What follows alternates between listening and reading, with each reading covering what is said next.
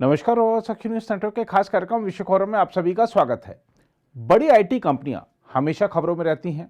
आमतौर पर आपने देखा होगा कि कोई आईटी कंपनी अपना नया गैजेट ला रही होती है या फिर कोई अपना नया बेहतरीन फीचर वाला सॉफ्टवेयर ला रही होती है या कोई ऐसी चमत्कारिक चीज ला रही होती है जिसके बारे में समाचार काफ़ी समय तक सुर्खियों में रहते हैं और लोग भी इन्हें हासिल करने को काफ़ी उत्सुक होते हैं। युवाओं के बीच भी वैश्विक आईटी कंपनियों में काम करने को लेकर काफ़ी उत्सुकता देखी जाती है, क्योंकि टेक कंपनियों में तनख्वाह बहुत अच्छी मिलती है, साथ ही कई अन्य सुविधाएं भी मिलती हैं। यही नहीं, अक्सर टेक कंपनियों में काम करने के घंटे भी बेहद कम होते हैं और विदेश यात्रा का अवसर भी मिलता है। इसलिए युवा इन कंपनियों की ओर आकर्षित होते हैं। सिलिकॉन वैली जाकर काम करना युवाओं की पहली चाहत होती है, लेकिन पिछले कुछ समय से आईटी सेक्टर में चल रहे छटनी के दौर ने टेक कंपनियों के प्रति युवाओं के रुझान को घटाया है। माइक्रोसॉफ्ट, गूगल, मेटा आदि जैसी बड़ी कंपनियों में तो नौकरियों में कटौती की ही जा रही है। साथ ही कई ऐसी छोटी और मध्यम स्तर की आईटी कंपनियों ने भी भारी संख्या में नौकरियों की कटौती की है, जिनका व्यवसाय काफ़ी घट गया है। ट्विटर खरीदने के बाद एलन मस्क ने तो लगभग आधे से ज़्यादा स्टाफ को बाहर का रास्ता दिखा दिया। एक रिपोर्ट के मुताबिक पिछले वर्ष में सिर्फ बड़ी टेक कंपनियों द्वारा ही वैश्विक स्तर पर 1 लाख से अधिक लोगों को नौकरी से निकाला गया है। यही नहीं, देखा जाए तो महामारी की समाप्ति के बाद से अल्फाबेट ने 12,000 कर्मचारी, अमेजन ने 18,000 कर्मचारी, मेटा ने 11,000 कर्मचारी, ट्विटर ने 4,000, माइक्रोसॉफ्ट ने 10,000 और सेल्सफोर्स ने 8,000 सहित प्रमुख तकनीकी कंपनियों से बड़ी संख्या में कर्मचारियों को निकाल दिया है। इसके अलावा टेस्ला, नेटफ्लिक्स, रॉबिनहुड, स्नैप, काइनबेस और स्पॉटिफ सहित कई घरेलू आईटी कंपनियों के नाम भी कर्मचारियों की छटनी करने वाली कंपनियों की सूची में शामिल हैं। बताया जा रहा है कि आने वाले दिनों में आईटी कंपनियों की ओर से छटनी का यह सिलसिला और आगे बढ़ाया जा सकता है। आईटी कंपनियां छटनी पर क्यों मजबूर हुई?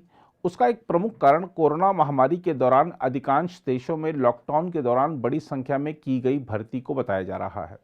उदाहरण के लिए देखें तो लॉकडाउन के दौरान लोग गूगल के गूगल मीट या मेटा के व्हाट्सएप वीडियो कॉन्फ्रेंसिंग उत्पाद या जूम मीटिंग आदि का बहुतायत में प्रयोग करने लगे। ऐसे में इन कंपनियों को रातों रात बड़ी संख्या में श्रम बल की आवश्यकता पड़ी। रातों रात प्रोडक्ट मैनेजर, डेवलपर और डिजाइनर आदि बड़ी संख्या में भर्ती किए गए, लेकिन महामारी का दौर खत्म होते ही यह उत्पाद बेकार हो गए, क्योंकि दुनिया पहले की तरह चलने लगी थी। ऐसे में आईटी कंपनियों के राजस्व पर इसका सीधा असर पड़ा। इसके अलावा आईटी कंपनियों के निवेशकों की तरफ से भी प्रबंधन पर दबाव डाला जाने लगा कि कंपनी की ग्रोथ में गिरावट और राजस्व नुकसान को तत्काल रोका जाए। ऐसे में खबरें आने लगी कि कभी सुंदर पिचाई खुद गूगल कर्मचारियों को पत्र लिखकर उन्हें नौकरी से निकालने की मजबूरी बता रहे हैं, तो कभी किसी अन्य टेक कंपनी का सीईओ किसी सोशल मीडिया मंच पर अपनी मजबूरियां साझा कर रहा है। टेक कंपनियों में छटनी के अन्य कारणों पर चर्चा करें तो कहा जा सकता है कि कई टेक कंपनियों को सर्वाधिक पैसा विज्ञापन के जरिए मिलता है।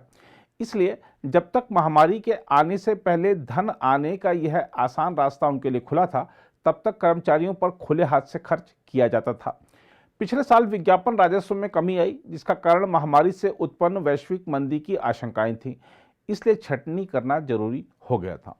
हालांकि यह भी सवाल उठा कि इतनी बड़ी बड़ी कंपनियां राजस्व में कमी होने के चलते छटनी कर रही हैं, लेकिन एप्पल ने कोई छटनी आखिर क्यों नहीं की? इसका जवाब यह है कि एप्पल ने हाल के वर्षों में अपने कर्मचारियों की संख्या में वृद्धि से परहेज किया और इसके परिणाम स्वरूप उसे कर्मचारियों की संख्या को कम नहीं करना पड़ा।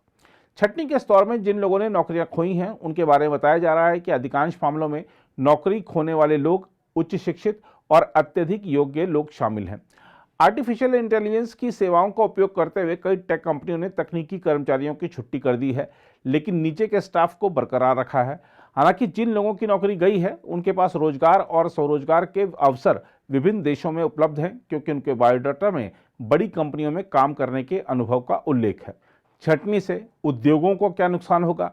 यदि इस बात पर गौर करें तो एक चीज साफ तौर पर उभर कर आती है कि बड़ी टेक कंपनियां अब भी बड़ी नियोक्ता हैं और उनके जो प्रचलित उत्पाद बाजार में हैं, उस पर चूंकि लोगों की निर्भरता काफ़ी बढ़ चुकी है। ऐसे में राजस्व बढ़ने पर यह कंपनियां तकनीकी विकास को आगे बढ़ाने के लिए वापस से अनुभवी लोगों की नियुक्तियां शुरू कर सकती हैं।